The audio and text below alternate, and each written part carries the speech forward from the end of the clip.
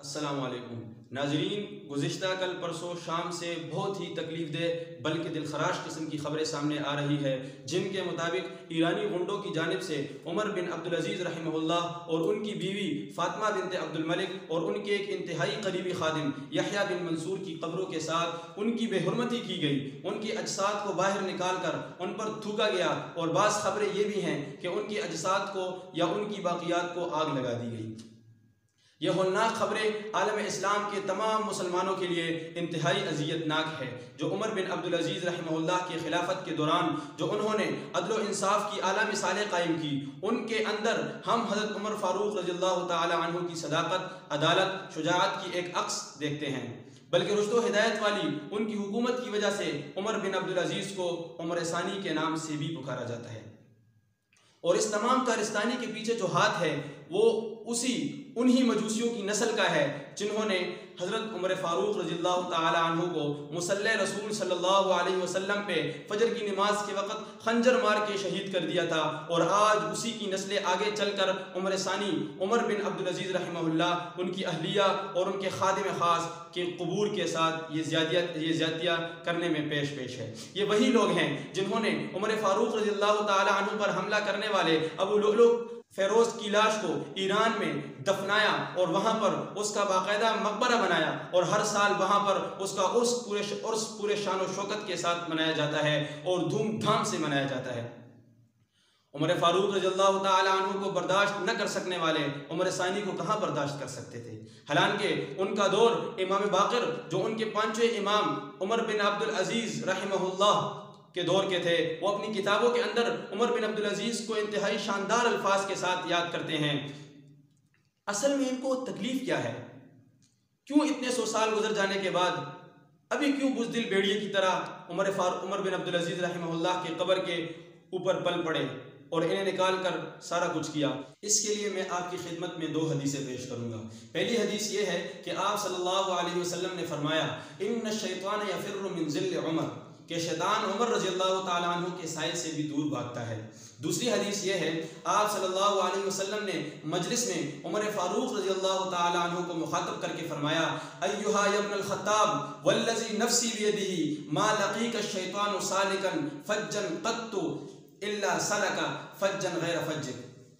इमामुल अंबिया ख़त्मुर रसूल हज़रत उमर फ़ारूक रज़ियल्लाहु ताला अन्हु को मुखातब करते हुए फरमा रहे हैं कि कसम है उस ज़ात की जिसके कब्ज़े कुदरत में मेरी जान है, उमर फ़ारूक, जब शैतान तुम्हें किसी रास्ते पर देखता है तो वो रास्ता छोड़कर दूसरा रास्ता इख्तियार कर देता है। अब आपने तो तख़सीस कर दी, तायीन कर दी उमर फ़ारूक के साथ और शैतान के साथ कि इन दोनों की आपस में कभी भी नहीं बनती, लेकिन अल्लाह का फजल देखिए कि आज तक उमर फ़ारूक रज़ियल्लाहु ताला अन्हु के गुजरने को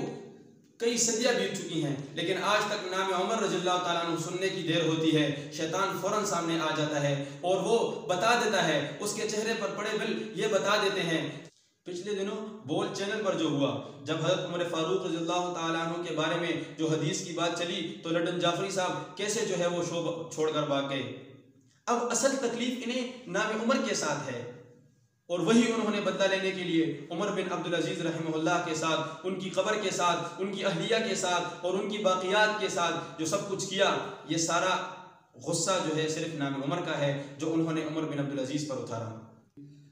और ये कोई पहली दफ़ा नहीं हुआ और ये कोई पहला वाक़या नहीं है, बल्कि ये जो शिया जो अब्दुल्ला बिन सबा यहूदी की पैदावार है, ये रोज़ अव्वल से ही इस्लाम के ख़िलाफ़ साजिशें कर रहे हैं और इस्लाम के ख़िलाफ़ जो इनकी दुश्मनी और बुग़्ज़ है और जो सहाबा किराम रज़ियल्लाहु ताला अन्हुम अजमाइन के साथ मुक़द्दस शख्सियात के साथ जो सहाबा से रिलेट करती हैं, वो उनकी नफ़रत से वो बारहा खुलकर सामने आ चुकी है। ये हरकत भी इनकी इस्लामी दुश्मनी की आबपासी करती है। उनको जब जब मौका मिले ये लोग क्या कर सकते हैं, इनका अंदाज़ा लगाना बिल्कुल भी मुश्किल नहीं है। इनकी मिसाल एक बिच्छू की तरह है, जो मर्जी कर लें, जिसका काम डसना है वो डसेगा और हमेशा डसता रहेगा। और अगर इनके बस में हो तो ये मदीना मुनव्वरा से हज़रत उमर फ़ारूक रज़ियल्लाहु ताला अन्हु और हज़रत अबू बकर सिद्दीक़ रज़ियल्लाहु ताला अन्हु की बाक़ियात और उनकी अजसाद मुबारक को निकाल कर उसके साथ भी यही सलूक कर लें। लेकिन अल्लाह रब्बुल इज़्ज़त का लाख लाख शुक्र है और ये कोशिशें कर चुके हैं, तारीख़ का हिस्सा है, वो तो भला हो नूरुद्दीन जंगी और इमादुद्दीन जंगी का कि उन्होंने अपने दौर के अंदर ईसाई साजिश के बाद वो सीसा भर दिया था नीचे पानी तक कि आज के बाद ये कोशिश कोई भी न कर सके, वगरना इनके बस में हो और मदीना मक्का इनके तसल्लुत में आए तो ये ज़रूर कोशिश करेंगे कि वहाँ से उमर फारूक रज़ियल्लाहु ताला अन्हु और हज़रत अबू बकर सिद्दीक़ रज़ियल्लाहु ताला अन्हु की अजसाद को बाहर निकाले और उसके साथ भी यही सलूक करें। अच्छा, इस सारे वाक़े के बाद जहाँ ये शियों का खुब से बातिल खुलकर सामने आ गया, वहाँ पर यह कि उन लोगों के लिए भी एक अलार्मिंग सूरत हाल है, इन्हें भी अपने रवैयों पर गौर करना चाहिए जो बार बार शिया सुन्नी मजहबी बुनियादों पर इत्तेहाद की बात करते हैं। उन्होंने साबित किया है, यानी शियों ने यह साबित कर दिया है कि हम बिच्चू हैं, यानी शिया बिच्चू हैं और बिच्चू रहेगा, उसका काम ही काटना है, वो काटेगा और काटता रहेगा, और उसका काम इस्लाम दुश्मनी है, वो इस्लाम दुश्मनी करता रहेगा और कभी भी मुसलमानों का खैर ख्वाह नहीं हो सकता। आखिर में अल्लाह रब्बुल इज़्ज़त से दुआ है कि जो भी इस्लाम और मुल्क पाकिस्तान के ख़िलाफ़